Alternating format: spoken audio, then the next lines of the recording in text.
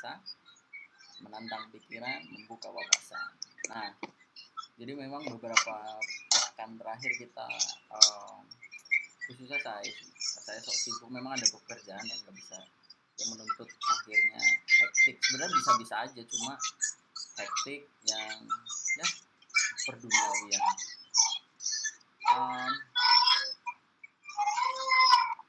Kemudian Bung Andika nanti mic-nya ya, nanti kalau ngomong dibuka. Oke. Nah, kemudian kan ya perduniawian dan segala macam yang mengakibatkan kita akhirnya sulit bertemu, tapi ya kita alhamdulillah bisa bertemu lagi. Jadi kemarin sebenarnya saya pengennya kemarin gitu ya, pas 17-an, cuma juga saya pikir teman-teman mungkin punya agenda masing-masing, tapi ya akhirnya ya baru hari ini ya. Dan saya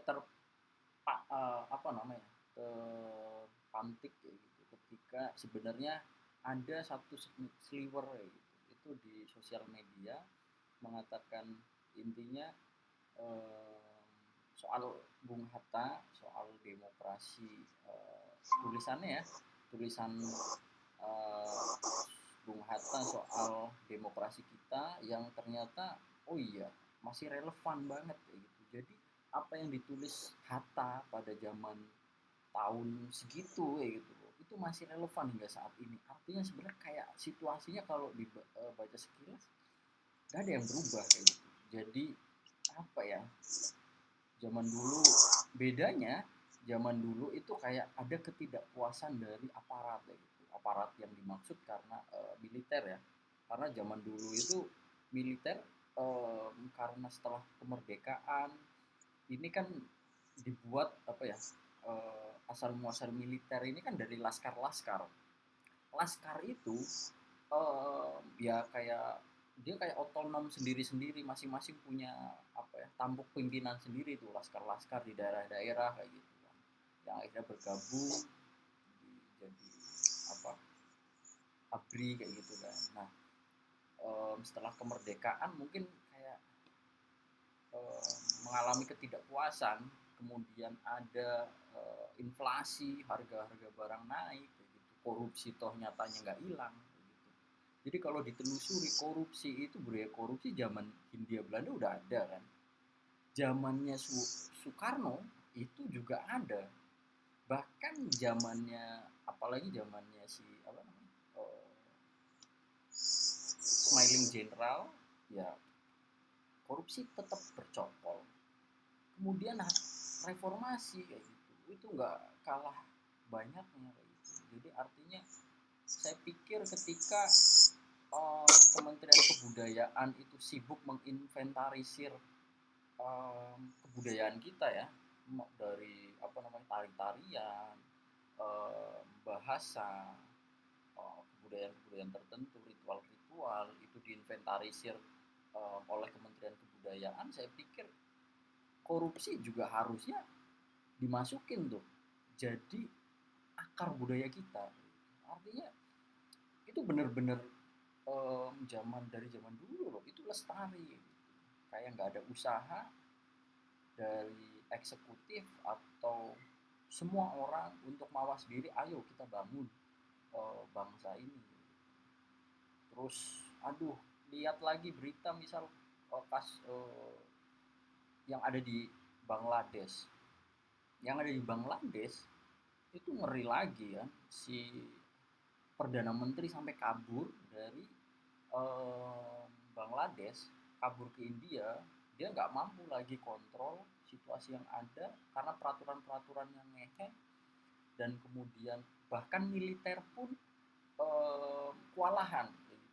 Meskipun kalau saya baca terakhir, akhirnya beberapa tempat militer itu yang kontrol, jadi otoritas yang mengambil alih kekuasaan. Jadi kan di Bangladesh itu ada kekuasaan kosong ya, vakum. Nah sayangnya orang itu sibuk mikirin perut sehingga akhirnya mungkin militer yang ambil alih, karena memang secara struktural kan kalau militer di mana-mana ya apa sih, tegak lurus ya, hierarkinya meskipun negara dimanapun chaos, hierarkinya saya pikir kalau militer di mana-mana itu memang tetap jalan. Nah di Indonesia balik lagi sih kalau saya pikir, 79 tahun nggak ada perubahan signifikan, kondisinya sama, demokrasinya ya. Itu saya akhirnya kayak resah kayak gitu. Ah, sedangkan kita apa ya, kayak nggak punya power kayak gitu kan, kita kayak nggak punya power untuk ngomong, speak up kayak gitu. Kita komunitas kecil kayak gitu, kita begitu pengecut kayak gitu, dan harapannya ya dengan berkumpulnya para pengecut ini bisa jadi ini ya, jadi kekuatan. Ya matam, penguntung, pengucok dan bumbung yang lain. Ini apa ya, ada undang-undang di Kabupaten Tegal ini terkait pencalonan. Gimana Ya ada salah satu syarat menguasai beberapa partai untuk dia bisa menjadi calon tunggal. calon tunggal, jadi pengennya kayak semacam aklamasi kayak gitu ya. Ya, makanya ini sangat mengkhawatirkan ini proses demokrasi di Kabupaten Tegal ini. Cuma kotak kosong dong nanti berarti. Gitu. Itu yang dari hijau-hijau kayak gitu bukan sih? Ya campuran sekarang itu, enggak kuning, enggak itu jadi satu kan. Kayak ini ya, kayak rujak ya. Iya kak. Fenomena ini sebenarnya kalau ditarik lebih luas kayaknya terjadi di banyak tempat deh. Artinya bukan hanya di Kabupaten Tegal, artinya kayak intinya tadi sore saya pernah diskusi juga sama teman-teman bahwa di Tangerang kayak gitu ya, di Tangerang atau di mana deh kayak gitu, itu ini misal katakanlah secara tampuk pimpinan partai di nasional itu kontra nih, nasional nih, tapi di daerah itu tetap koalisi kayak gitu. Jadi semacam ya nggak punya ideologi lagi kayak gitu ya, partai udah nggak punya ideologi. Sekarang itu partai yang berbasis nasionalis pun kurang mempunyai ideologi. Padahal kan Bung Karno juga berpandangan bahwa setiap pemimpin itu harus mempunyai ideologi. Kalau tidak ada ideologi itu memimpin untuk dasar apa gitu? Nah, apakah kapitalisme ataupun apa seperti itu? Ideologinya hari ini adalah kepentingan bersama, kepentingan golongan tertentu, kepentingan pribadi. Iya, yang mana itu ya apa namanya, keluarganya, demi memperkaya diri sendiri. Oh ya tadi saya intinya kayak gini, ada satu teman itu keluarganya memang pejabat di Banten nih kayak gitu. Dia cerita bahwa iya loh, maksudnya mobil dinas aja nih kayak gitu, ini dia mobil dinas itu ya pantesnya kan cuma satu kayak gitu ya, mobil dinasnya itu 5. Bayangin, mobil dinasnya 5 gitu. Satu aja itu nggak, ya Allah ya, maksudnya 2 aja udah cukup lah, katakanlah 2. Dan yang paling ngehe, mobil dinasnya minta apa coba, belinya Hummer. Hummer itu cc-nya memang di bawah 5.000 kayak gitu ya. Cuma kan pertama boros bahan bakar, harganya juga aduh, itu pajaknya ngeri loh Hummer itu. Artinya ya kayak gitulah, buang-buang duit. Terus lagi secara nasional apa sih, ada makan uang apa, makan siang gratis, yang mana makan siang gratis itu sebenarnya nggak ada makan siang gratis, nggak ada. Jadi makan siang yang gratis itu adalah menggunakan anggaran ya kan, negara, APBN buat memfasilitasi itu. Nah APBN-nya dari utang, nah utangnya itu kelas menengah yang bayar loh, rakyat jelata yang bayar gitu. Jadi orang-orang kecil lah yang bayar. Nih kalau misal katakanlah ya, orang miskin mungkin dapat subsidi tuh, udah dapat subsidi. Orang kaya orang kaya ini bukan kelas menengah lagi ya, orang yang punya pengusaha itu dapat tax amnesty. Ini kayak gini loh, jadi kalau di perusahaan kayak gitu itu pasti ada konsultan pajak ini dia akan contohnya kayak Gayus tuh, Gayus Tambunan itu dia kayak jadi konsultan pajak bagi perusahaan-perusahaan orang-orang kaya. Nih, kalau lu pengen pajak lu segini, jadi pajaknya katakanlah 1 tahun itu 10 miliar gitu. Nah, dia akan nanti kamu laporannya kayak gini gini gini gini. Jadi kamu cukup bayar 500 juta untuk pajaknya. Sisanya buat saya aja kayak gitu. Nah, pengusaha tentu akan mau dong dengan model-model kayak gitu. Nah, di samping itu ada yang namanya tax amnesty. Jadi ketika bayar pajak harusnya 10 M, terus dimanipulasi akhirnya hanya bayar 1 M misal. 1 M pun nanti bisa jadi dapat tax amnesty, dapat pengampunan pajak gitu. Artinya pajaknya yang dibayar itu lebih rendah. Nah, sedangkan orang kecil, kelas menengah lah, utamanya kelas menengah, udah dipotong tapera ini, mau dipotong tapera, terus ada pajak penghasilan, terus pajak-pajak lain kendaraan bayar, makan dan minum kita bayar, potong pajak kayak gitu. Jadi kalau situasi hari ini, kalau saya lihat yang paling diinjak selain orang kecil ya kelas menengah itu kayak benar-benar di antara kelas atas dan kelas bawah dan diperes benar-benar diperes. Emang ada tax amnesty untuk kelas menengah misal gitu, atau keringan pajak, relaksasi dan lain-lain? Nggak ada kayaknya. Ya kelas menengah itu ya kita ini. Ya Bung, tapi aku tadi menarik yang disampaikan Bung Yasir ya. Itulah Bung, sebagai warga kabupaten misalnya melihat hal-hal fenomena yang seperti itu, dalam artian kita hari ini demokrasi ini kan di tahun-tahun ini kan cenderung adalah bagaimana pertarungan partai politik ataupun orang-orang yang berkuasa bertarung untuk menjadi penguasa di daerah-daerah. Nah, ini sebagai masyarakat lokal ya, melihat hal tersebut seperti apa? Dalam artian tadilah yang Bung bilang, bagaimana hari ini partai-partai yang ada di daerah itu malah yang kalau kita lihat, kita tarik di Pilpres ini kan panas gitu ya, panas. Akan tetapi malah muncul di daerah-daerah ini mereka saling memberikan rekomendasi-rekomendasi yang pada saat Pilpres ini mereka berbeda pilihan. Secara garis besar kita menganggap bahwa partai hari ini memang tidak memiliki garis pertarungan yang konkret untuk melihat persoalan-persoalan yang ada.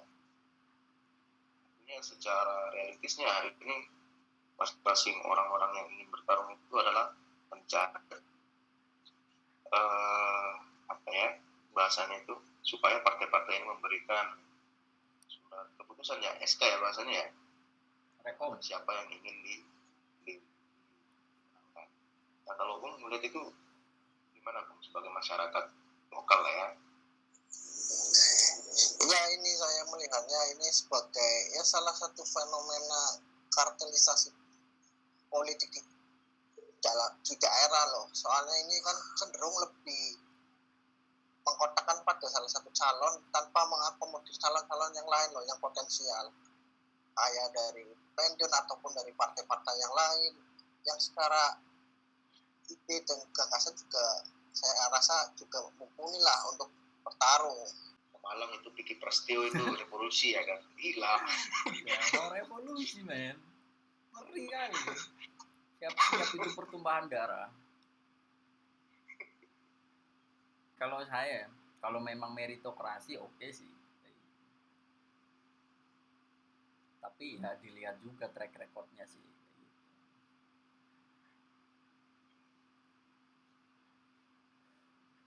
Tapi biasanya, ya bukan biasanya, bisa jadi kayak gitu katakanlah.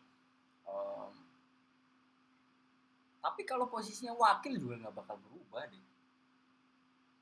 Karena wakil itu cuma siapa itu, ada yang artis juga jadi wakil mana di Cirebon apa mana tuh, yang akhirnya mengundurkan diri jadi wakil bupati atau wali kota kayak gitu, karena dia tahu saya nggak bisa ngapa-ngapain, saya nggak bisa bikin kebijakan, nggak bisa ngambil keputusan, nggak bisa bikin undang-undang, ide-idenya juga nggak bisa diakomodir kayak gitu, karena dia wakil, fungsinya hanya sebagai delegasi. Kalau wakil ya nggak tahu tuh revolusinya macam apa. Tapi menarik sih istilah kartel politik kayak gitu. Ini kalau pakai istilah kartel politik keren juga gitu ya. Negara ini dimiliki oleh kartel-kartel. Kartelnya kemarin kayaknya diundang di upacara IKN ya, di barisan paling depan. Ya, lihat nggak sih? Lihat barisan paling depan di upacara IKN itu adalah pengusaha-pengusaha tambang. Misal Bung Abdi, Sembilan Naga. Ya, Sembilan Naga ya. Bung Abdi sibuk mempersiapkan kegiatan 17 Agustus tarik tambang di RT-nya, sedangkan tataran pusat udah nggak ada lagi tuh tarik tambang, konsesi tambang udah dikasih,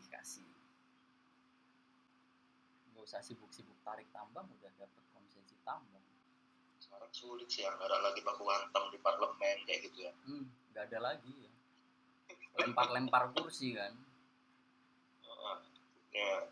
Bahkan sekeras-kerasnya mahasiswa waktu kongres, ketika masuk parlemen juga duduk diam dan terlelap tidurnya ya. Ya. Harusnya itu Ya namanya kita lanjut. Namanya kita rakyat kan sebenarnya berharap dengan parlemen ini bagaimana mereka baku hantam secara pemikiran gitu. Cocok konsesinya sikat main oke gitu. Nggak ada lagi tuh. Harusnya bagi-baginya udah ini banyak kalah. Benar. Jadi kayak KIP nih, KIP kuliah, jatahnya itu dibagiin ke agen-agen. Agen-agen ini siapa? Agen-agen ini adalah DPR salah satunya, komisi-komisi itulah. Nah, bener-bener dijatah kayak gitu loh, kamu nanti dapat sekian ribu kuota kayak gitu. Nah, KIP itu akhirnya dibagi tiap daerah, tapi konsensusnya adalah misal gitu, ya sini harus pilih ini ketika nanti pemilu. Jadi semuanya itu dimaklarin, semuanya. Kalau bisa bilang semuanya berarti benar-benar semuanya, semua aspek. Tapi kita tunggulah bagaimana Vicky Prasetyo akan revolusi ya. Dia udah investigasi Pemalang itu kayaknya 5 bulan udah Pemalang udah banyak update tidur itu. Gimana terkait di pilkada Kabupaten Tegal ya, yang jadi pertanyaan adalah apakah partai itu tidak punya gitu kan, tidak punya calon sendiri gitu. Apakah memang partai itu mandul, tidak bisa melahirkan, atau mungkin apa, kalau hubungan seks yang nggak bisa keluar itu apa? Apa namanya? Kuming ya, mungkin partai politik di Tegal itu kuming gitu ya, sampai partai sebanyak itu hanya melahirkan satu orang saja gitu kan, yang tidak diketahui latar belakang partainya, dan mungkin tidak diketahui mungkin kalau kita ngelamar pekerjaan itu pengalaman pekerjaannya apa gitu kan, portofolionya gimana gitu kan, kerjanya di mana, berapa tahun, sudah bisa buat apa, kayak gitu kan. Apakah memang semandul itu gitu kan, ataukah memang se-booming itu gitu kan partai politik di Kabupaten Tegal, barangkali mungkin hingga akhirnya semua mendukung satu orang itu ya. Bahkan saya lihat mungkin ada satu orang pemuda gitu ya di media sosial yang dari awal menolak gitu kan, dengan alasan nggak ada pengalaman. Nah kemudian setelah partainya dia sendiri mendukung itu, ya akhirnya ya statementnya berbeda gitu kan. Akhirnya statementnya landasannya adalah semua partai mendukung calon tersebut adalah bukti bahwa orang tersebut hebat dan mari mengurangi biaya politik dan permusuhan, bahasanya kayak gitu. Itu tadilah. Tapi kalau kita lihat dari kerangka politik formal gitu ya, kita bicara aturan misalnya kayak Mas Yasir ini ya, Mas Yasir barangkali salah satu warga yang tidak setuju gitu ya. Artinya kan memang tidak terwadai gitu ya oleh partai politik yang ada gitu. Mungkin memiliki kekecewaan yang yang agak mendalam terhadap satu partai politik yang mungkin biasanya punya calon sendiri gitu ya, tapi ini malah gembol bahasanya gitu ya. Itulah hari ini gitu, tidak ada yang benar-benar memiliki dasar sebuah nilai gitu, karena nilai yang hari ini digunakan adalah ya saya dapat apa gitu kan, kayak gitu, atau mungkin partai saya nanti dapat apa kayak gitu, hitung-hitungannya saya bakal menang apa enggak gitu. Jadi mungkin nggak ada yang, kalau dulu mungkin berebut untuk merekomendasikan gitu, kalau hari ini mungkin bukan lagi berebut merekomendasikan, tapi kayaknya saya dapat apa gitu, saya menang apa enggak gitu. Jadi kalau kesimpulan saya sih gini, kalau memang nggak terwadai ya nggak usah nyoblos gitu aja sih. Atau coblos Karena ini enggak, kalau saya enggak sih, karena memang calonnya cuma satu. Saya nggak suka itu ya udah kan, ke depan juga kayak gitu kan, mungkin dengan melihat keadaan yang ada gitu kan. Soalnya kan kita suka lupa gitu, 5 tahun sekali suka lupa, jangankan 5 tahun lah, pemilu kemarin aja belum hilang di ingatan kita gitu. Hari ini kelucuan tetap dipertontonkan gitu lah. Utamanya kalau kita lihat di secara nasional, mungkin pilkada gubernur DKI Jakarta ya bagaimana Surya Paloh gitu kan, dengan suara yang menggelegar gitu kan, Cak Imin juga gitu, PKS gitu kan, bagaimana sekuat tenaga menyongsong Anies Baswedan, tapi hari ini malah ditinggalkan kan, lucu gitu kan, kayak seolah-olah kita itu orang bodoh gitu loh, atau mungkin kita juga bodoh gitu barangkali. Kalau saya sih kayak gitu sih, mending gak usah milih lah, memang orang-orang konyol itu sih ya. Jadi kalau saya kayak gitu. Kalau hari ini kalau di tampuk pimpinan nasional itu lagi, kecuali PDI itu ya sedang minta jatah di kursi, entah di sebagai komisaris gitu kan. Sudah terbukti kan beberapa orang akhirnya masuk jadi komisaris, terus nanti mungkin jadi menteri ya gitu kan. Nah bahkan kemarin kayak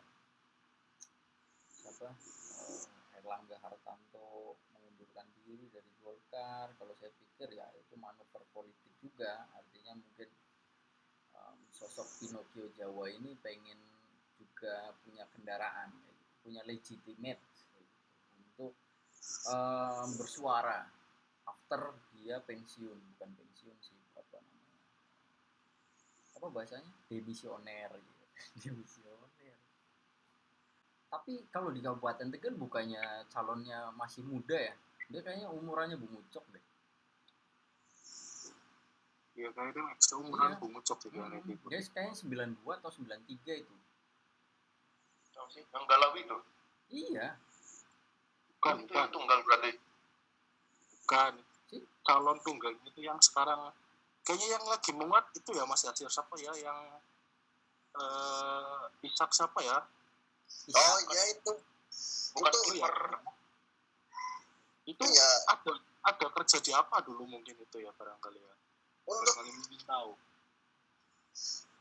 di portofolionya itu kurang jelas, maksudnya dia backgroundnya apa, terus ujuk-ujuk dia ikut partai. Jadi kan maksudnya dari para warga ataupun pemilik juga bingung. Memang masifnya itu cara dia menyalurkan informasi melalui buzzer baik di media sosial itu sangat gencar sekali. Makanya apa ini salah satu kartu trufnya loh dari salah satu penguasa. Soalnya gini loh, kita tarik dari data politik nasional bahwa seluruh partai politik itu ada kartu yang akan dikeluarkan ketika dia itu tidak menurut sama penguasa loh. Ya. Dari semua partai. Dan yang berani melawan itu cuma PDIP, yang lainnya itu tiarap semua. Contoh kasus yang nyata itu yang kemarin Golkar itu jadi bahan refleksi kita sebagai warga negara untuk bisa melawan penguasa yang terlalu otoriter. Masa kita mau kembali lagi era Orde Baru yang memberangus kebebasan hak sipil? Kurang kayak gitu, barangkali ada yang mau menambahkan. Memang kayaknya miris banget sih memang ya kalau kita lihat di Tegal. Maksudnya kalau kita lihat di apa ya pemilu terakhir kan oke katakanlah mungkin PKB versus PD itu kan lumayan lah ya, kekuatannya juga berimbang gitu kan. Tapi hari ini mungkin tapi nggak tahu sih PDI juga biasanya nanti kan akhir-akhir last minute gitu ya. Tapi nggak tahu ini ya. Barangkali memang tetap gabung gitu ya ke satu calon ya. Tadi memang betul sih kalau di apa ya analogikan mungkin ya.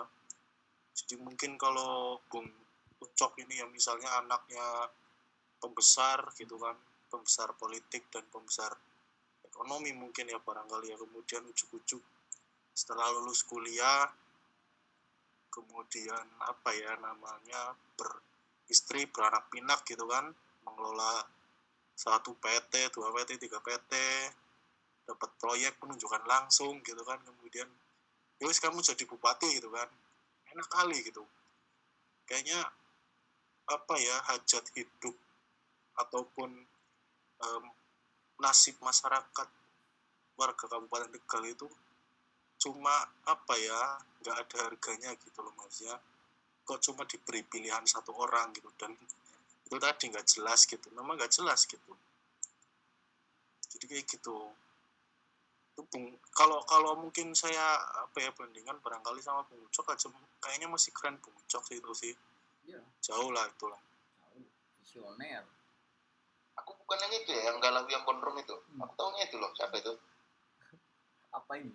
Budiono Siregar, kapal laut. Tapi itu yang Kabupaten Tegal pernah ini kok dia kok pengen apa udah sampai door-to-door ke masyarakat juga loh, siapa namanya itu? Iya, ya itu maksudku gini loh, maksudnya yang effortnya sampai kayak gitu kan. Itu nggak Itu mudah juga kayaknya itu. Itu mudah, justru pengalamannya itu ada kan. PDN juga dia. PDN, kemudian juga ya sudah ada kiprahnya di apa pemerintahan gitu kan. Ya dapat rekomendasi dari siapa-siapa gitu loh maksudnya. Banner di mana-mana, kemudian aktivitas sosialisasi juga sudah lumayan gitu kan. Terus kalau aku lihat juga cara berkomunikasinya juga enak gitu loh. Orang yang kayak gitu malah nggak dapat rekomendasi gitu loh. Sekarang kalau yang memang yang menguat yang sedang naik banget itu si siapa Haji Ishak ya, masih muda itu Bung Ucok. Sudah Bung. Kayaknya seumuran di Umur tadi dia 92 apa? 92 ya. Sekitar segitu. 92 sudah haji, Sudah sudah nikah, siap menjadi bupati. Jos. Artinya kalau dari orang itu kan dilihat dari masa lalunya gitu. Setidaknya itu adalah metode yang bisa dipakai untuk kita menilai seseorang itu punya kapasitas atau kapabilitas yang mumpuni atau enggak. Sekiranya tidak, ya kayak welcome to the jungle kan, maksudnya ya nggak tahu apa-apa, nggak bisa komunikasi dengan baik, ya wallahu alam kayak gitu. Jadi yang punya track record berorganisasi, katakanlah memimpin suatu masa kayak gitu ya, itu pun belum tentu ketika punya diberikan jabatan atau posisi sentral dia bisa kerja, bisa jalan. Itu nggak ada jaminan, apalagi ketika nggak punya track record catatan itu. Kan artinya kayak kita memberikan kemaslahatan orang banyak pada orang yang nggak jelas ya udah kelihatan bakal ketidakjelasannya. Itu setidaknya itu perkiraannya kan, ya barangkali nanti ternyata modelnya adalah orang introvert tapi ternyata cemerlang gitu. Kan nggak tahu, barangkali IPK-nya itu 5 ya. Kita juga nggak tahu Bu 5 jadi IPK-nya 5 jadi ikut apa itu clash of apa Bung? COC. Clash of bukan yang itu yang populer yang Clash iya, of Academy apa champion.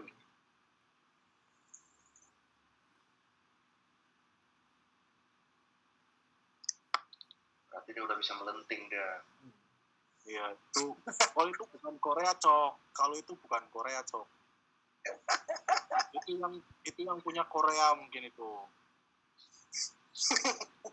Latih seloroh gue, penting ya.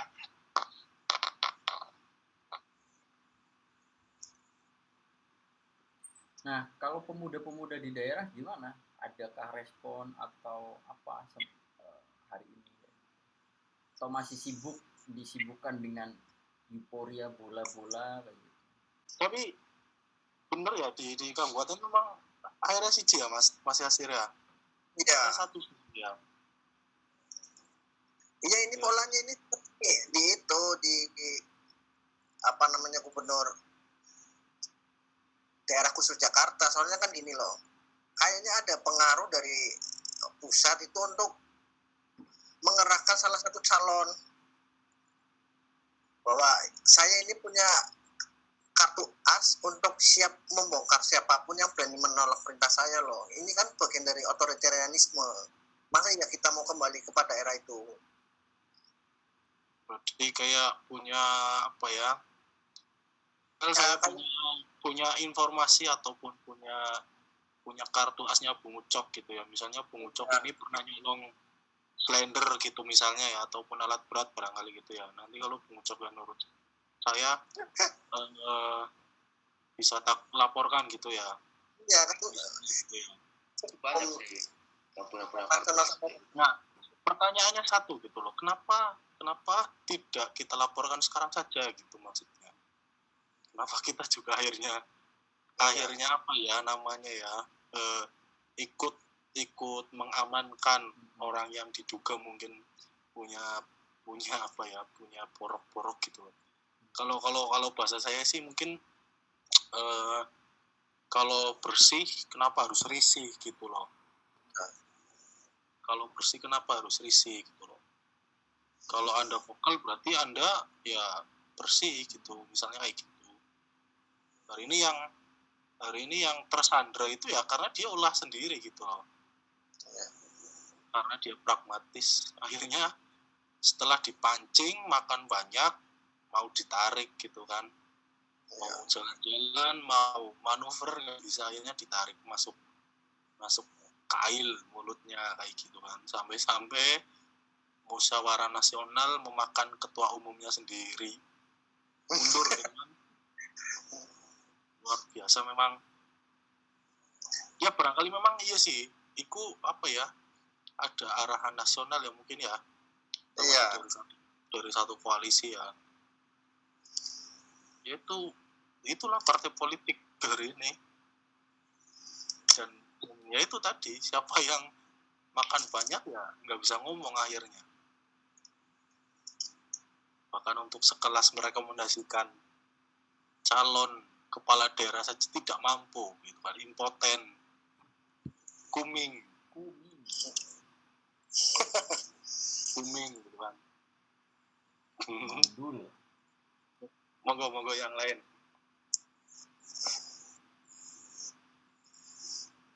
Nopri, gimana pemuda Batak ini?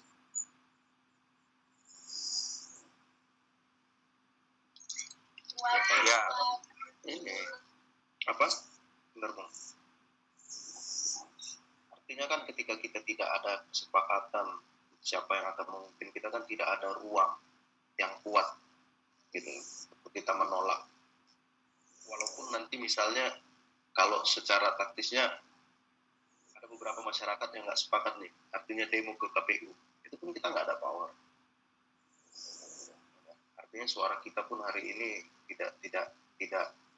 tidak memiliki impact yang besar untuk bisa melakukan penolakan terhadap hal yang tidak kita sepakati. Kalau saya sih menganggap tidak ada hari ini partai politik yang memiliki konsistensi dalam hal pertarungan politik, memperebutkan kekuasaan untuk kemaslahatan kita ini gitu ya, sebagai kaum marhain. Apalagi kita sebagai kaum marhain, memenangkan hati kaum marhain ini pun agak sulit gitu. Bahkan kaum marhain itu nggak percaya sama kita, lu mau ngomong apa gitu. Makanya ya tetap kalau dia udah melenting kayak gitu kan, dia udah bisa beli suara rakyat, dia udah bisa memenangkan hati rakyat. Itu kalau tadi katanya kata si demo, ya itu kan adalah pilihan yang realistis untuk dilakukan hari ini. Apalagi misalnya kayak fenomena kotak kosong, ya nantilah kita lihat. Kayaknya aku di Gerobokan juga nanti lawannya kotak kosong juga. Jepara juga kemarin info-infonya juga nanti lawannya kotak kosong.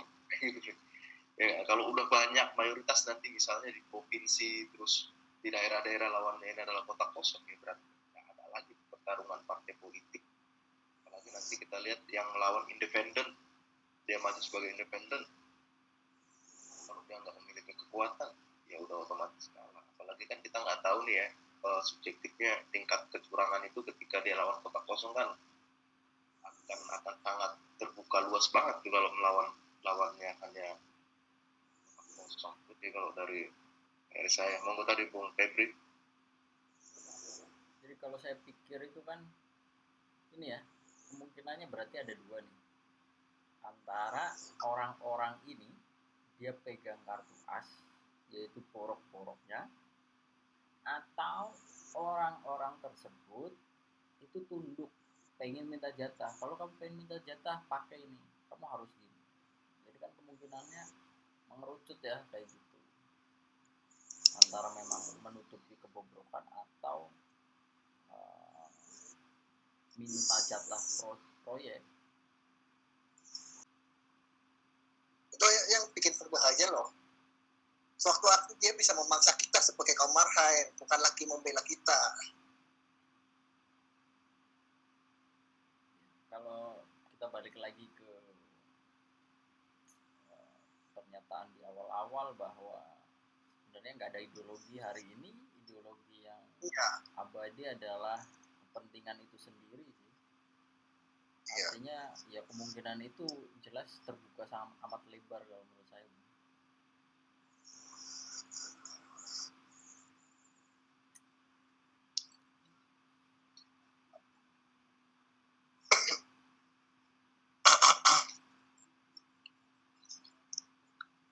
Kiprah Ketua Pemalang Setio. lebih dulu. Ya ini Silakan Ketua ya, Pemalang. jubirnya ya. Kalau saya melihatnya begini, Bung. Maksudnya yang terjadi sekarang kan maksudnya banyak partai yang melakukan pengiklanan.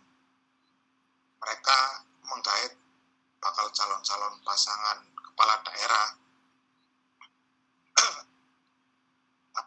atau kabupaten gitu. Mereka tidak melakukan kaderisasi politik kayak gitu. Partai tidak melakukan kaderisasi politik. Itu kita semua tahu kayak gitu. Sehingga mereka akhirnya menggait salah satu figur kayak gitu yang memiliki fans atau memiliki pengikut. Kalau saya mengibaratkan mereka itu seperti beriklan. Jadi kalau saya sendiri sebagai mungkin orang desa yang melihat hal seperti itu, saya pasti tentu akan bertanya gitu. Apakah mereka benar-benar akan berguna bagi kehidupan saya 5 tahun ke depan gitu. Atau cuma kita hanya dipaksa untuk memilih gitu. Kita seperti masyarakat konsumtif gitu. Jadi ditetapkannya suatu peraturan perundang-undangan yang dimana setiap 5 tahun sekali pergantian pemilihan daerah ataupun presiden kita dipaksa tanpa kita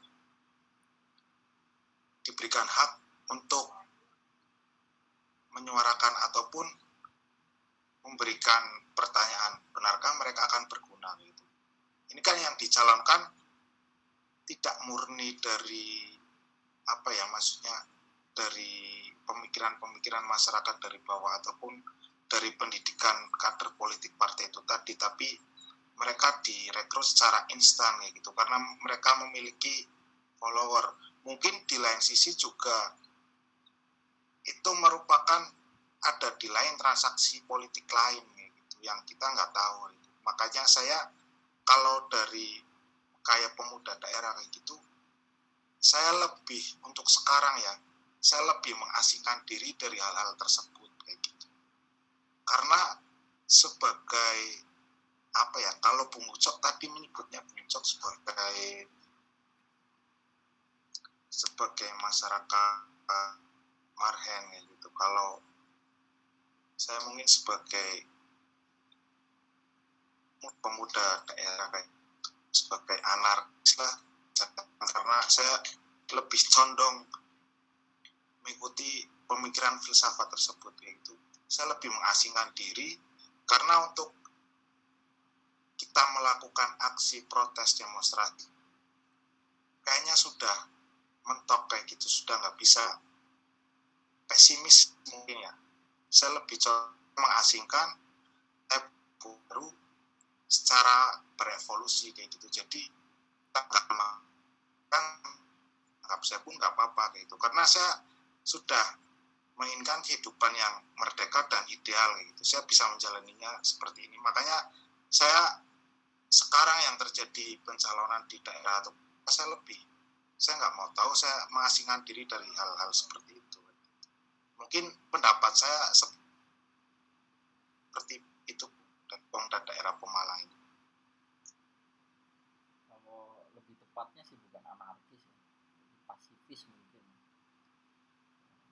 Anarkis lain lagi tuh, hal lebih pasifis, Mahatma Gandhi mungkin ya. Ya karena dalam apa ya? Kalau saya rekomendasi Bung Abdi itu pakai jubah. Enggak, Bu, maksudnya dalam pakai jubah dalam yang nggak dijahit tuh. Kayak Mahatma Gandhi udah.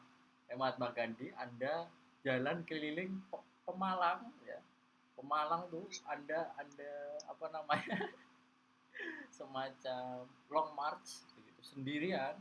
Anda itu sebagai bentuk protes. Anti kekerasan, pasifis Mahatma Gandhi banget.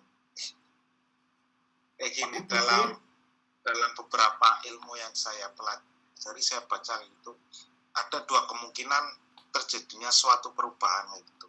Secara revolusi, demonstrasi, secara terang-terangan, perang terbuka, mungkin apa ya? kalau bagi saya itu suatu utopia lah. Mungkin utopia saya secara evolusi, jadi secara kecil-kecilan bertahap membangun skup-skup kecil kayak gitu, dengan tidak menganggap mereka secara langsung kayak gitu. Iya sih, ketika masif itu perubahan itu bisa terjadi. Jadi ada keterikatan antar variabel. Nah, variabel-variabel yang mendukung untuk perubahan itu, apakah korelasinya kuat atau tidak, itu balik lagi sih sama apa ya, teknik atau apa, penetrasinya mungkin. Ya, Dan kalau ya saya maksudnya pikir, salah satu saya kayak gini Bung Tung, salah satu saya bertahan di antitesa ini kan, ini merupakan sekup yang tidak mempercayai mereka lagi gitu. Ibaratnya kayak pecundang-pecundang yang kalah kayak gitu. Dan dibangunnya sekup ini, makanya saya juga masih pengen terlibat di sini kayak gitu.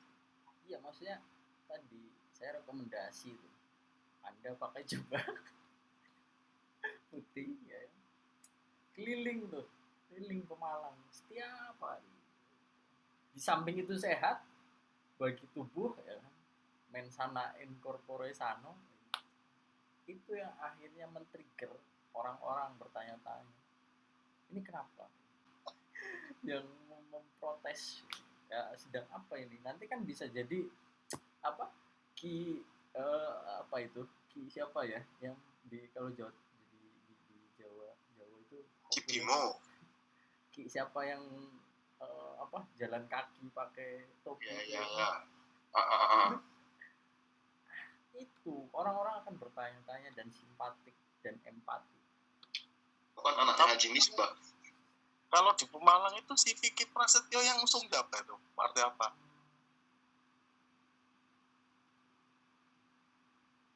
Kalau di Pemalang itu masih apa ya Bim, kalau saya dapat kabar-kabar dari maksudnya sekitar sih, dia belum mendaftarkan dirinya dan belum ada partainya, cuma hanya sekedar apa sih, membangun dia loh, karena kalau dilihat dari secara personalnya dia kan selalu apa ya, drama ibaratnya lah seperti itu. Jadi belum ada partainya sekarang.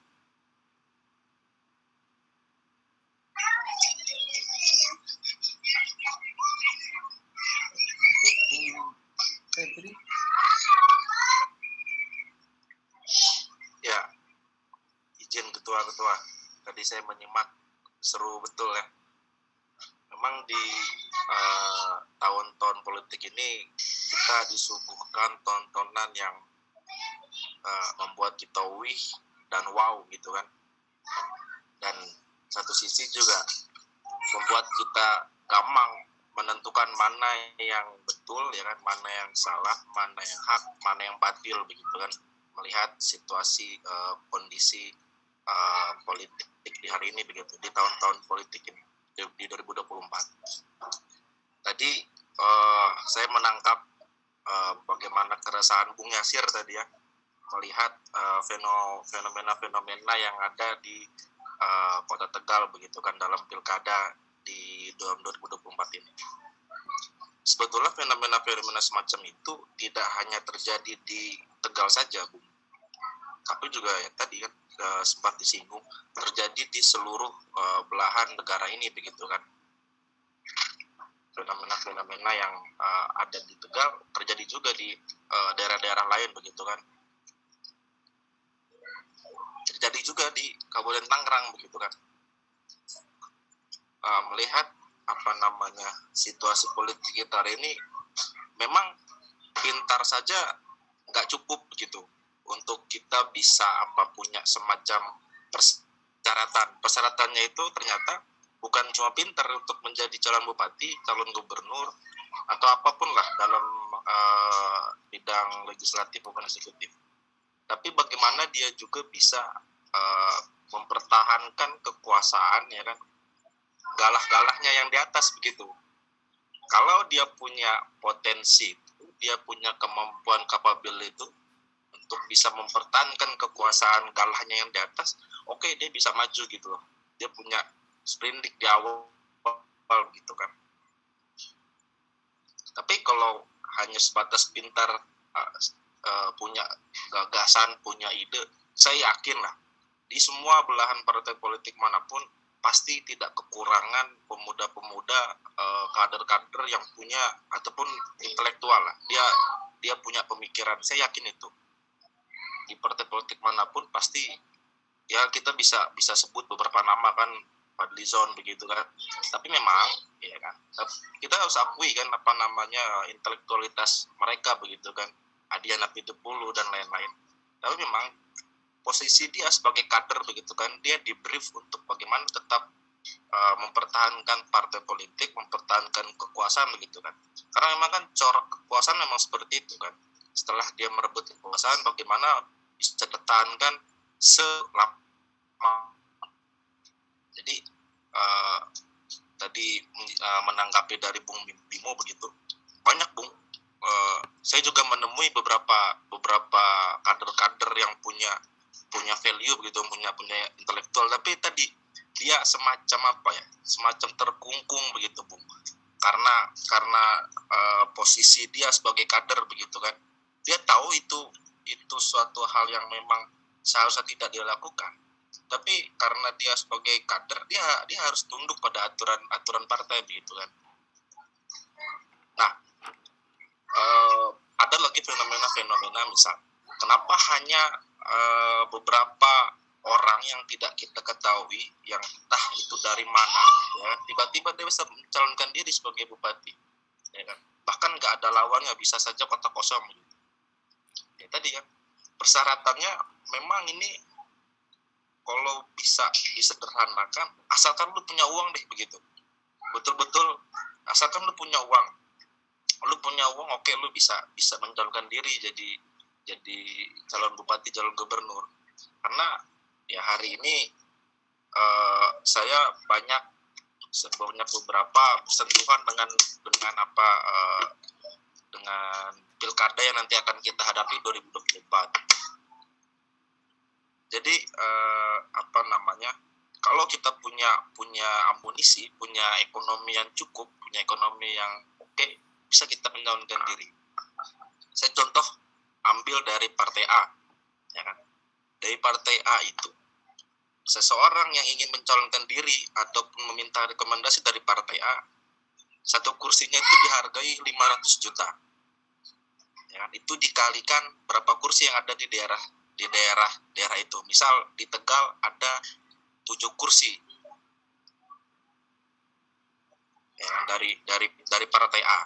Nah, satu kursi itu dihargai 500, dikalikan saja 500 dikalikan 7. Ya kan? Itu kan bisa kita gambarkan bagaimana besarnya kos politik yang harus dikeluarkan untuk sebatas mendapatkan rekomendasi begitu. Itu belum fiksasi dia sebagai calon, tapi baru sebatas dikeluarkannya surat rekomendasi. Ini kan bisa kita bayangkan kan berapa kos kira-kira yang kita keluarkan kan. Di awal saja minimal sudah MM-an begitu kan. Ya memang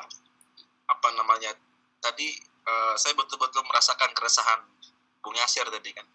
Ya tapi ini dunia yang betul-betul terjadi begitu, politik praktis yang betul-betul terjadi di lapangan begitu kan. Dan saya saksikan betul juga. Ya tapi bukan berarti tadi kan Bung Abdi mungkin punya jalannya sendiri, ya kan, untuk bagaimana alasan tetap bertahan di antitesa. Saya pun punya alasan sendiri begitu Bung. Bukan berarti ya saya mencoba untuk tetap menjaga sisi idealis, ya kan, menyampaikan apa yang menjadi keresahan kawan-kawan kepada partai politik dengan mencoba masuk ke dalam partai politik itu begitu, agar kita bisa lebih jauh gitu kan menganalisa, melihat bagaimana ternyata realitas yang terjadi di lapangan dengan kita konspirasikan dengan apa namanya yang kita pikirkan begitu kan. Fenomena-fenomena yang seperti itu dinormalisasikan dalam pertarungan kontestasi pemilu. Tidak hanya di pilkada, di pileg legislatif pun begitu, di pilpres pun begitu. Ya. Betul-betul dinormalisasi yang apa namanya syaratnya bukan cuma pintar kan, tapi harus punya uang dan bisa mempertahankan kekuasaan kalah yang di atas gitu kan. Ya, padahal persyaratan kerja hari ini salah satunya harus berpenampilan menarik ya. Terus minimal pengalaman adalah 30 tahun gitu ya. Terus dan lain sebagainya gitu. Multitasking. Tapi ternyata kalau di politik yang bisa maju atau punya kesempatan maju ya cuma orang punya duit, entah itu mantan, bahkan kan intinya demokrasi kita itu konyol lah, maksudnya mantan koruptor, mantan narapidana itu bisa tetap maju berpolitik. Koruptor itu dia harus loh minta maaf ke korban-korbannya, itu berarti seluruh masyarakat Indonesia itu personal satu persatu ke masyarakat intinya yang dirugikan, dan demokrasi kita masih kayak gitu. Dan sedangkan demokrasi yang dimaksud katakanlah oleh pendiri bangsa ya di sisi lain ya yang salah satunya ya Bung Hatta, Bung Karno itu kan intinya demokrasi itu bukan hanya soal politik, bukan hanya soal kebebasan berpolitik, tapi demokrasi adalah hakikatnya adalah juga kebebasan ekonomi dan kesejahteraan sosial, intinya kan kayak gitu. Dan bila mana cita-cita revolusi 45 itu yaitu kesejahteraan umum itu tidak bisa terwujud dengan dibuatnya jembatan emas ini nih, yaitu kemerdekaan oke, jembatan emas di sanalah, di seberang jembatan itu katanya kita disuruh bikin gitu bangunan baru yaitu untuk kesejahteraan umum gitu. Artinya kalau alat ini nggak berfungsi gitu, kan sederhananya ngapain dipertahankan gitu. Tuh kasarannya kan kayak gitu. Misal saya bikin pisau atau belati, saya tempa sendiri gitu, saya panasin, saya tempa bolak-balik sampai bagus gitu. Tapi ternyata ketika buat si belati itu untuk motong kayu gitu, ternyata nggak tajam dan bahkan patah, ya otomatis kan saya harus ganti alat nih, saya bikin alat baru. Kalau mau mempertahankan alat ini, saya pikir kosnya terlalu mahal. Kos untuk mempertahankan alat yang sudah rusak, bahkan di perusahaan alat yang sudah rusak itu ganti, bukan dirawat. Kalau dirawat kosnya itu akan lebih besar. Jadi kalau sistem demokrasi kita itu udah nggak tidak berjalan sebagaimana mestinya, dan faktanya adalah memang kos politik kita, kos demokrasi kita sangat mahal, bagi saya jadi ganti alatnya, ganti sistemnya, ngapain dipertahankan. Nah ini kan konsekuensi dari ini kan reformasi kemarin, udah berpuluh tahun yang lalu. Konsekuensi dari reformasi kebebasan politik seluas-luasnya, orang bisa bikin partai kayak gitu kan. Bimo hari ini di Kamar bisa bikin partai sendiri, bikin manifesto partainya sendiri, bla bla bla. Semua orang bisa bikin partai sendiri hari ini misalnya. Meskipun terkendala uang lah ya, tapi toh nyatanya ini jadi masalah baru kayak gitu. Yang bahkan orang yang menggaungkan kebebasan politik zaman reformasi itu juga menyayangkan. Di sini kalau di Jakarta banyak tuh yang aktivis 98 itu berkumpul misal dalam satu forum, mereka mengatakan wah kita mending demokrasi zaman dulu yang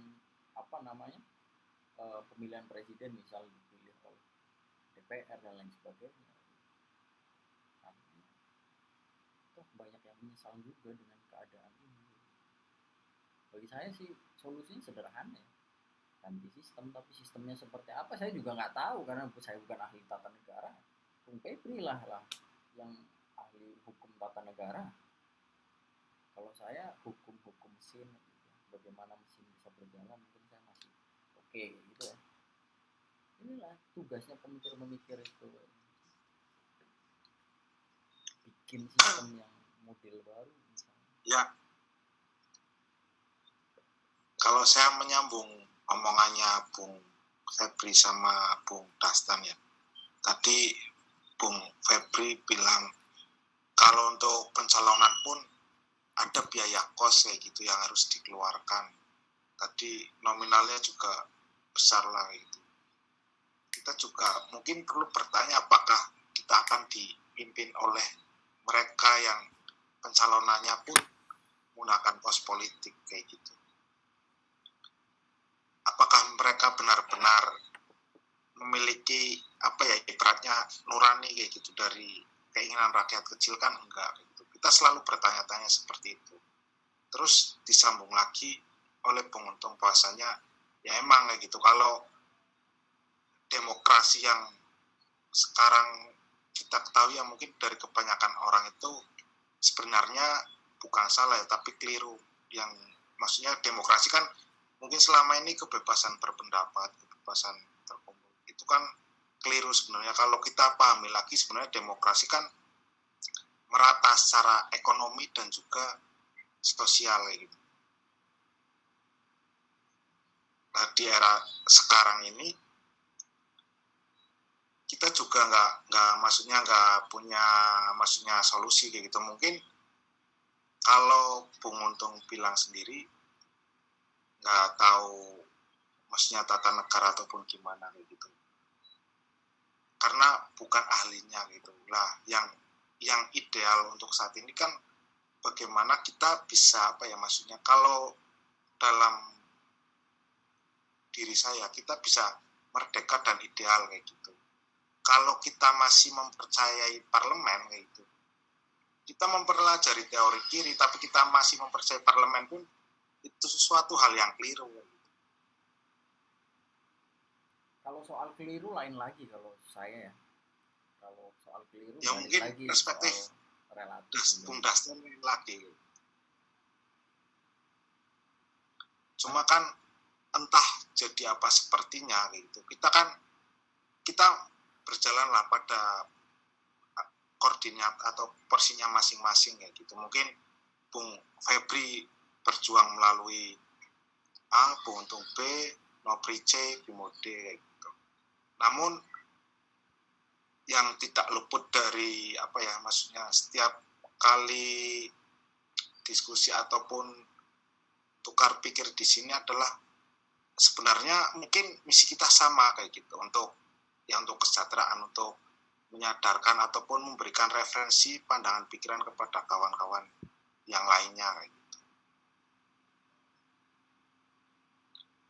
Dan hal semacam ini juga perlu maksudnya perlu dipertahankan bila perlu ya Bung Dastan. Kalau saya kepikiran kayak semacam dibikin kayak semacam komunitas kayak gitu. Jadi ruang lingkupnya bisa lebih luas kayak gitu. Kalau kemarin Bung gimana? Yang diperluas itu antitesa atau apa maksudnya? Antitesa. Maksudnya biar tukar pikir kita itu nggak ya berlima orang ini kayak gitu, bisa dapat referensi lain, kita pun bisa memberikan referensi lain kepada kawan-kawan baru kayak gitu. Kalau kemarin Bung Untung pernah nge-share ada yang mau gabung kayak gitu, yo diajak kayak gitu.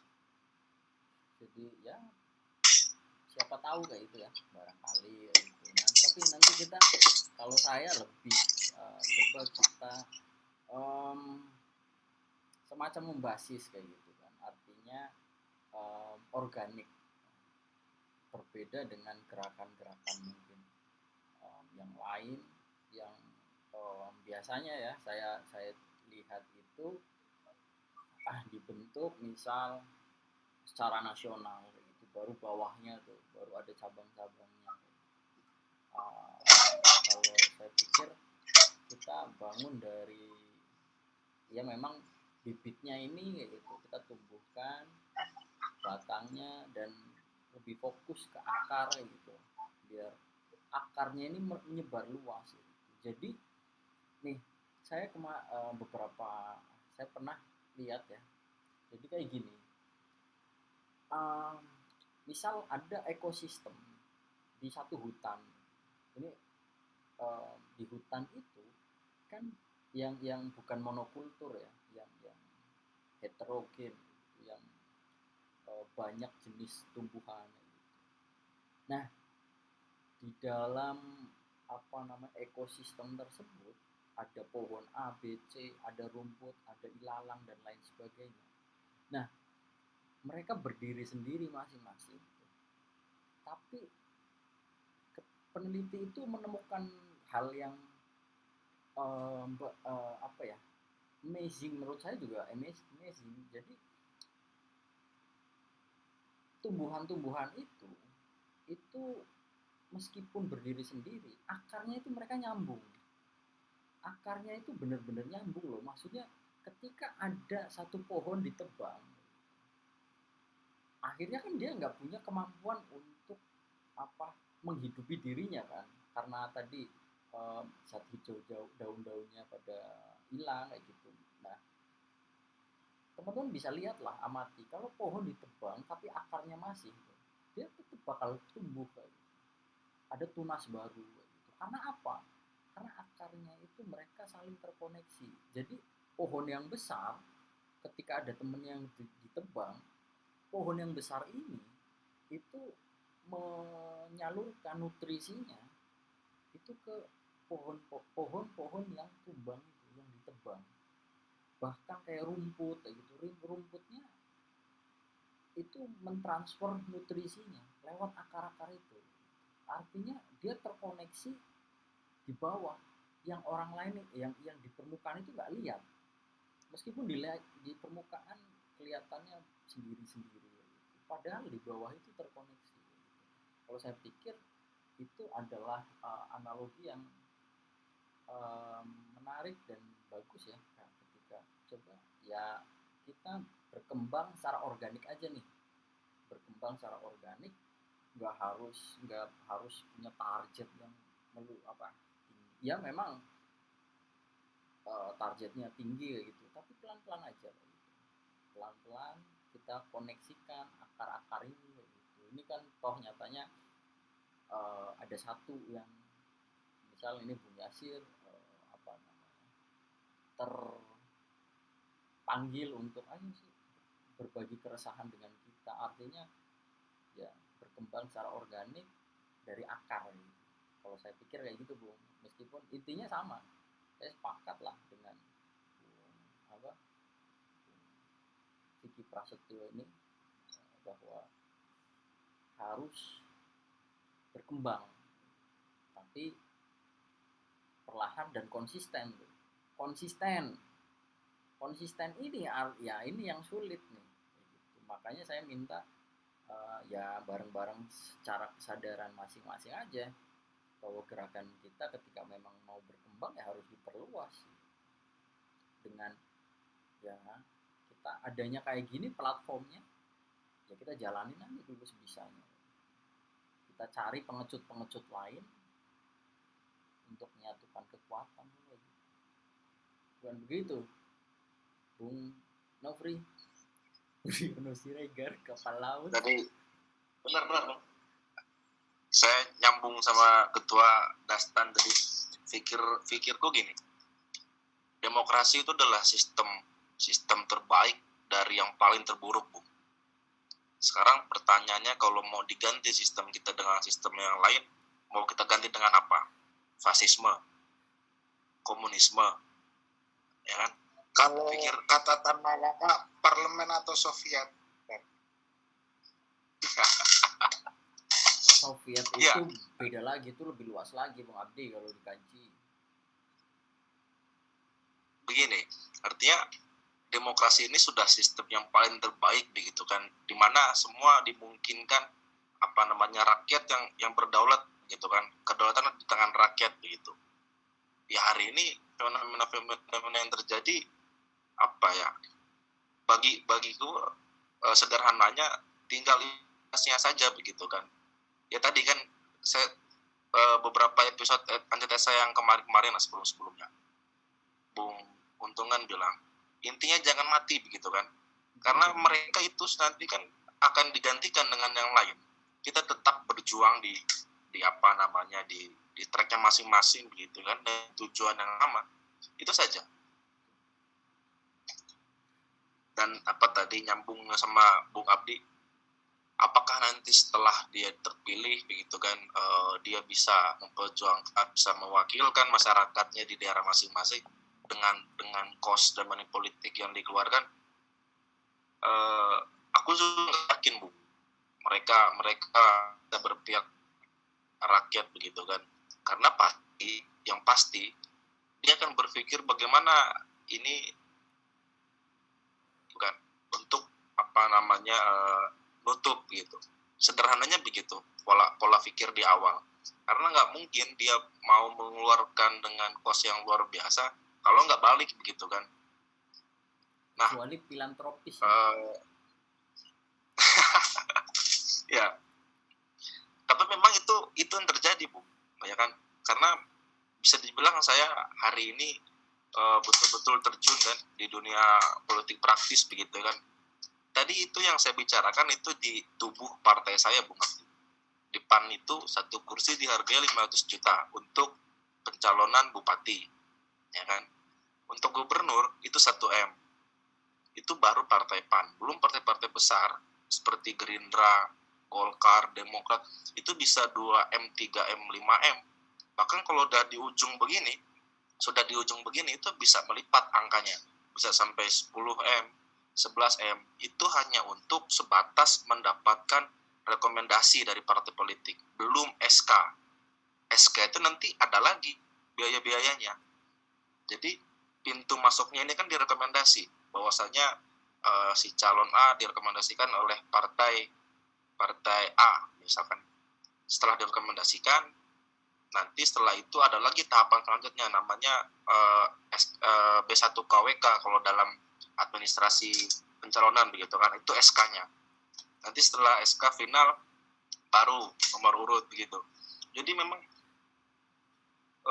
kalau ditanya sama Bung Abdi tadi, saya juga nggak yakin Bung, pasti pikiran sederhana mereka, pikiran normal mereka, bagaimana mereka bisa mengembalikan modal mereka di awal, ya kan. Itu tentu menjadi keresahan kita semua, menjadi keresahan saya juga. Saya juga sempat beberapa kali diskusi dengan beberapa tenaga ahli dari lintas partai gitu kan.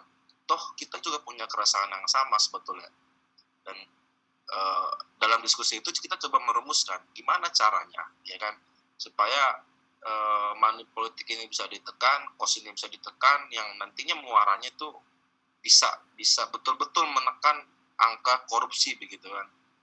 Nah, sempat ada satu ide, satu rumusan yang kita hasilkan kemarin itu, jadi nanti sebelum pileg, sebelum pilpres, sebelum pilkada, calon-calon ini wajib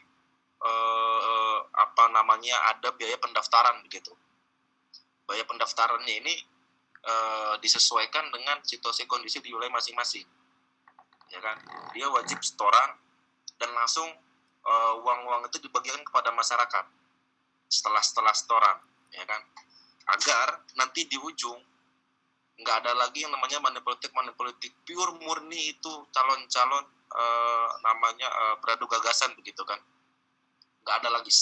Sekali ditemukan ada praktik-praktik money politik, langsung didiskualifikasi, ya kan. Itu beberapa rumusan yang coba kita ramu begitu kan, dari keresahan kader-kader partai yang masih mempunyai hati nurani begitu dikatakan kan, bisa punya pemikiran yang waras di tengah-tengah kondisi yang ya kalau dalam diksi opera itu jenaka begitu kan, betul-betul jenaka memang hari ini yang dipertonton kepada kita begitu kan.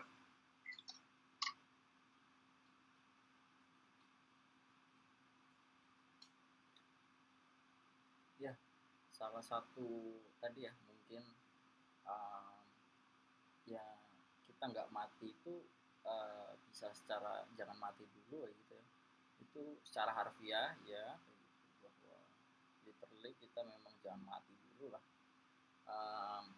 Dan idenya karena ide-ide kayak gini kayak gitu yang teman-teman kandung itu harus lestari ya, harus lestari dan terus berkembang dan maju biar terjadi apalah katakanlah evolusi, revolusi, reformasi apapun itu gitu. Tapi ke arah tadi yang lebih maju dalam arti juga lebih baik, artinya maju yang tidak destruktif, mungkin ya destruktif dalam arti kayak gini, maksudnya misal dengan alam kayak gitu. Jadi kebijakan kita, kebijakan negara tidak lagi berfokus hanya eksploitasi sumber daya alam. Sebenarnya kan kategori negara maju misal atau tidaknya mungkin ya dari basis itu, dari basis ekonominya, corak ekonomi produksinya itu seperti apa. Katakanlah kalau masih eksploitasi sumber daya alam ya destruktif, mungkin yang jangan destruktif lah, jangan yang merusak alam, meskipun masih apa ya mengelola gimana ya, maksudnya mengelola tambang pun mungkin katakanlah yang benar-benar kayak gitu, mengelola sawit yang benar gitu. Dan sawit yang benar kayak gimana sih ya, saya juga bukan ahlinya, mungkin katakanlah dikelola oleh komunitas gitu, oleh swadaya, bukan lagi misal hanya diploting ke sekian orang kayak gitu ya. Bahkan satu orang, wah kemarin ngeri beli ekskavator itu berapa, 1.000 apa 2.000 ekskavator untuk konsesi tambang atau sawit kalau nggak salah itu di Papua. Artinya saya pikir kalau cara ya ide-ide kita juga harus lestari sih, biar NU sudah mulai itu Bung. NU itu kan sudah mencoba memulai kan. Ya. Saya deh yang kelola tambang begitu kan. Ya.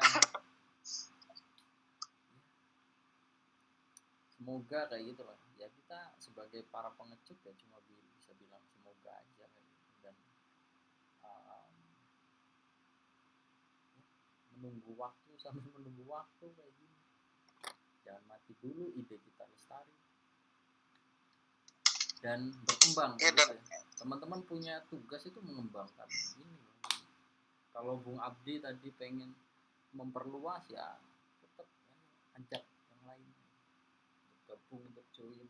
Meskipun nanti saya juga bingung teknisnya nih, karena pernah diskusi yang banyak orang kayak gitu. Akhirnya kita mencar-mencar kemana gitu.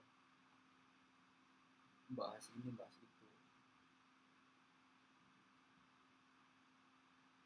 Dan Bung Abdi yakinlah masih ada orang-orang waras di parlemen sana Bung, masih ada partai-partai yang waras ya kan.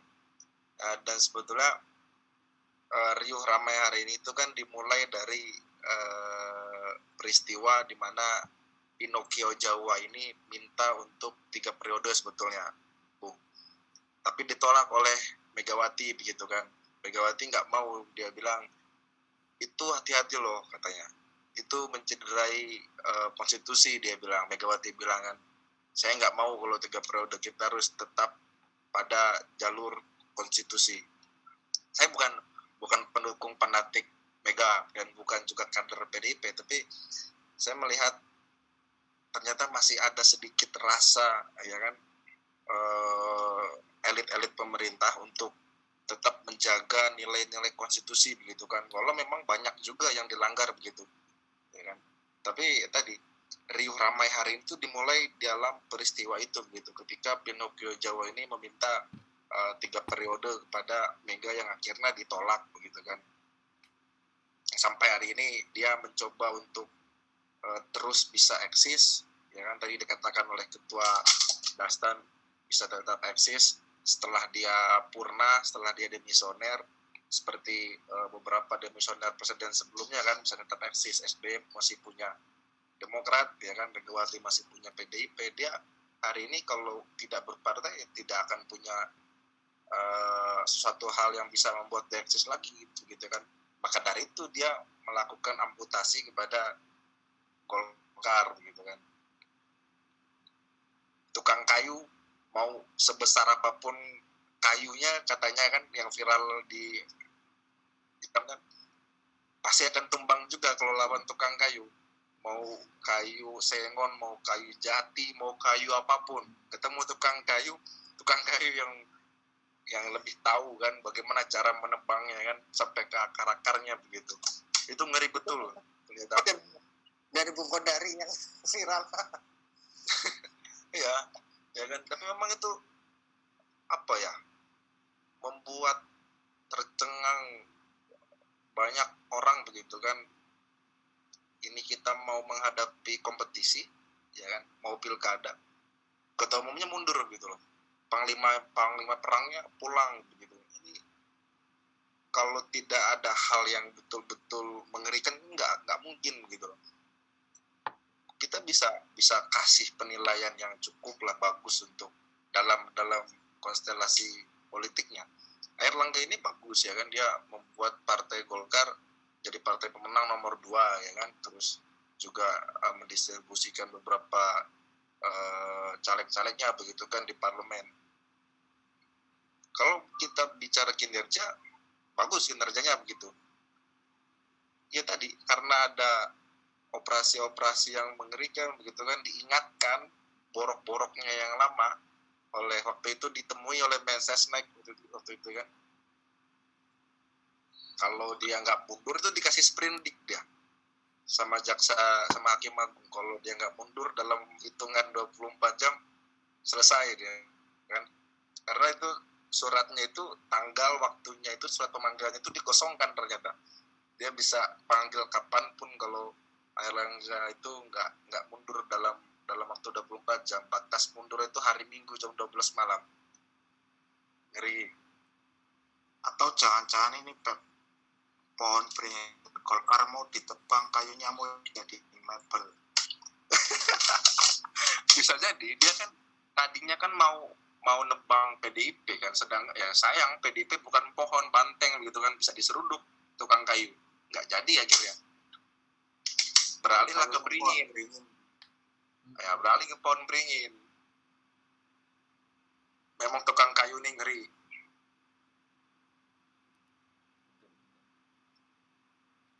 Ya, semoga nanti juga berkembang lagi ya diskusi kita, dan ya tetap sehat, mungkin diberikan sehat untuk kawan-kawan semua untuk bisa melestarikan ide bersama ya, dan bisa karena saya pikir di umur kita, kalau saya wajar sih, umur kita itu masih ya, seperempat abad ya, gitu. Dan kalau saya lihat orang-orang yang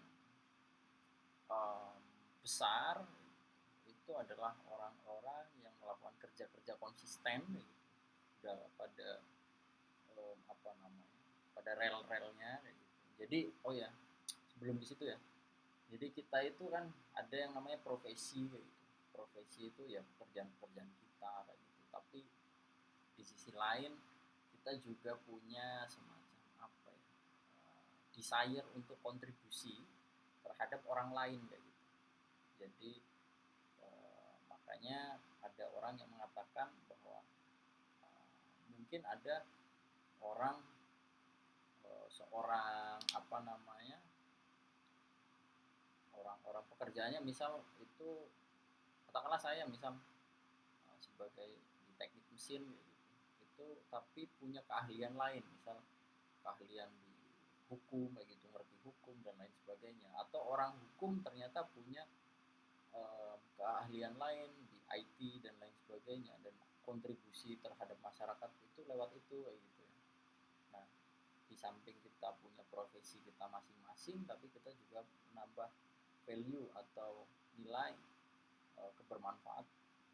kebermanfaatan untuk orang lain. Dan ketika itu saya pikir dilakukan konsisten, dan orang-orang besar pun udah ya banyak contohnya lah ya, maksudnya bukan berarti kita pengen jadi pembesar menggantikan untuk melestarikan penjajahan atas bangsa sendiri, itu bukan, tapi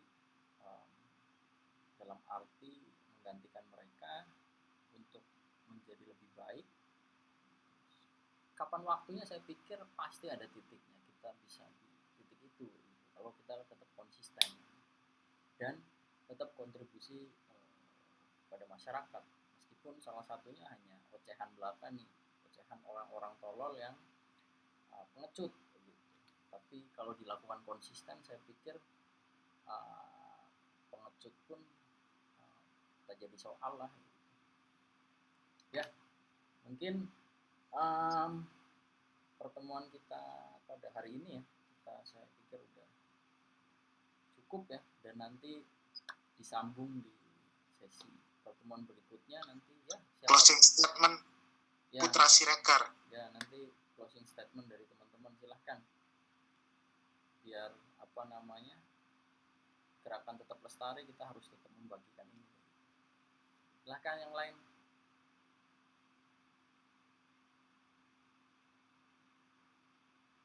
Cukup. Ada lagi yang lain? Kalau dari saya mungkin saya bergeraknya ataupun melangkahnya tetap pada pemikiran anarkis itu sendiri, Bung. Karena itu sebuah ide yang merdeka dan sebuah kehidupan yang ideal. Anarkis berontak lah. Anarkis nggak ngapa-ngapain, itu pasifis namanya. Evolusi, bukan revolusi. Evolusi ya naturalis.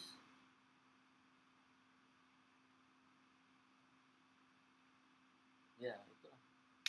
Itu dari Abdi. Yang lain? Bung Bimo?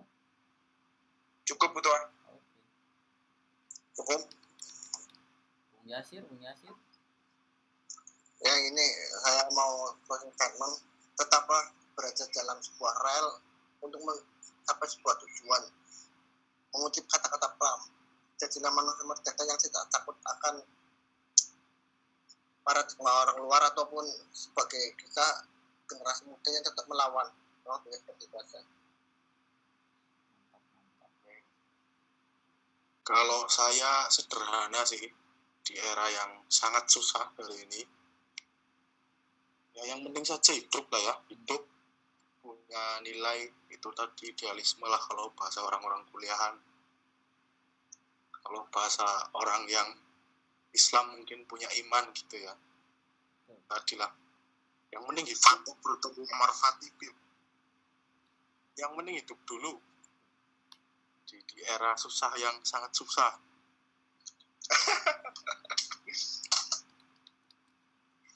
Fatum brutum amor fati bimo, menghidupi hidup sepenuhnya.